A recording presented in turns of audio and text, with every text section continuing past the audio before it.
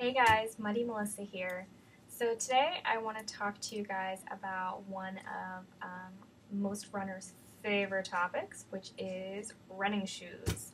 As a run coach, one of the questions that I get all the time is, what is the best shoe? You guys know me. I'm super sweet Melissa, but as soon as I get this question, my pet peeve kicks into high gear and my demeanor just okay. Shoes are not one size fits all. See what I did there? What is the best running shoe for you is probably not going to be the best running shoe for the next person and the next person and the next person. There are so many different factors to consider when purchasing a running shoe. To even name a top 5 running shoe is incredibly difficult. When you're purchasing a running shoe, you're looking at so many different aspects: foot strike, foot width, running surface, weather conditions, your arches, if you pronate, ankle stability, your weight. There's so many factors at play here that to just even name a couple of the quote-unquote best shoes is really impossible. So I wanted to talk to you guys about this today because I thought it would be great to just have a video out there of this, because I get asked this question so much, and it'll be nice to just have that information out there for you guys, because I keep saying the same things over and over again, and my pet peeve is just killing me.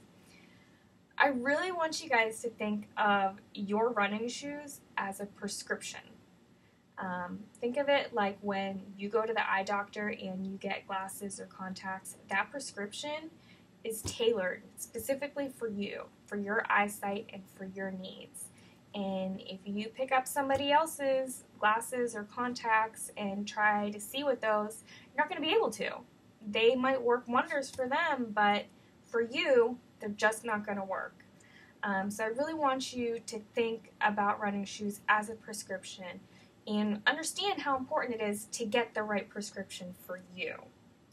And I also want you to understand that your prescription changes.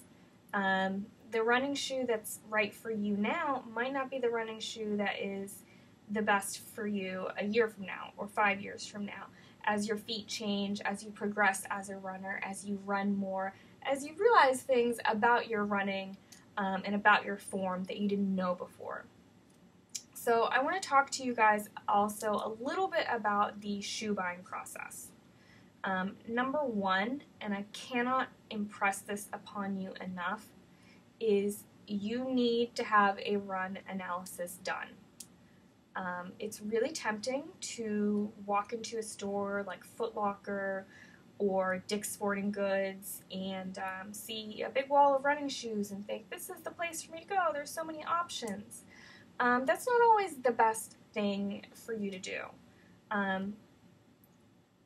You need to be on a treadmill and you need to have a professional watch you run in those shoes. It's extremely important. They're for running. How do you know if they work for you if you're not going to run in them before you buy them? It's really simple, but I am amazed at the number of people that don't do this or don't think this is necessary. They think they can just walk around a couple steps in the store and, oh, it feels good, and they take it home, and then 10 miles in they realize, no, it doesn't feel so good anymore. So if you go to a store, make sure it has a treadmill and make sure they're going to allow you to run on that treadmill and perform a form analysis. 99% of the time, this is going to require you to go to a specialty running store. A lot of people are intimidated by this, especially beginners or newbies, because you walk in there and you're like, this is a specialty running store, and you don't really feel like a runner yet.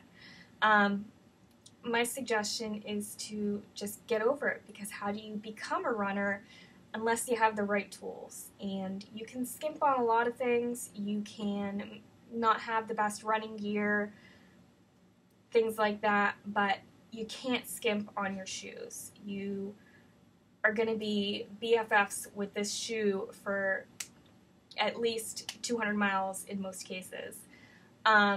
So you want to make sure that it's right, and you got to get over that fear of not feeling like a runner, because you're never going to become a runner if your shoes hurt too much or you get injured from not having the right shoes. So don't be afraid to go into a specialty running store.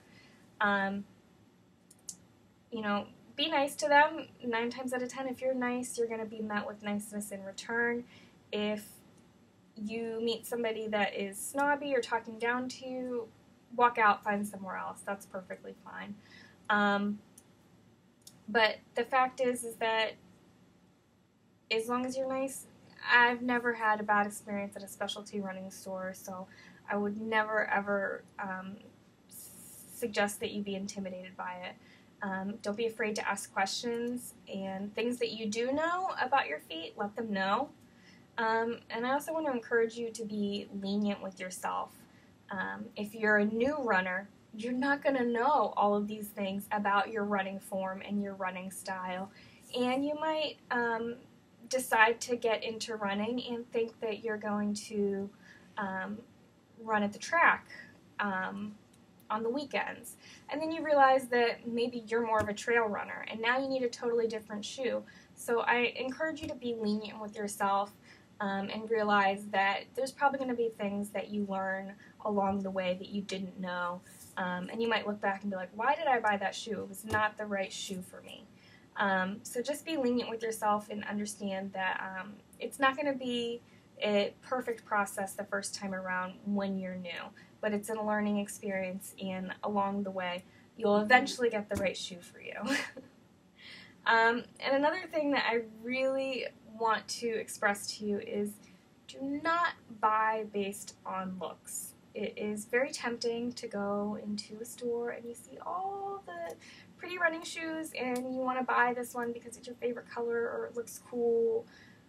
You can't do that. You are going to be married to these shoes, and you could have the most attractive spouse in the world, but if they make you miserable, it ain't going to work, and it's not going to be worth it. So just like you shouldn't be superficial with people, don't be superficial with your shoes. Don't choose based on looks. Choose based on what is the right shoe for you. It might be hideous, but if it gets you to the end of your long run and your feet feel fantastic, it's worth it. That's all I have to say about that. So really, the things that you want to know, hopefully before you go into buying your shoes, they're going to be able to measure your foot, so they'll know things like foot width. You could probably have a good idea of foot strike, where your feet hit the ground when you're running, but also they're going to be doing a form analysis, so they're going to know that too, and they're going to see that, and they're going to see how the shoes affect that. Your arches. Also, if you have any past injuries, especially ankle sprains, that affects pronation, that affects this amount of stability that you need. So these are things to keep in mind before you go in. Also, where you're going to run at. Do you need a trail running shoe or do you need a track shoe? These things are things that you want to consider and things that you want to be prepared for when you go in, because if you go to a running store, they're going to be asking you these things because they are important.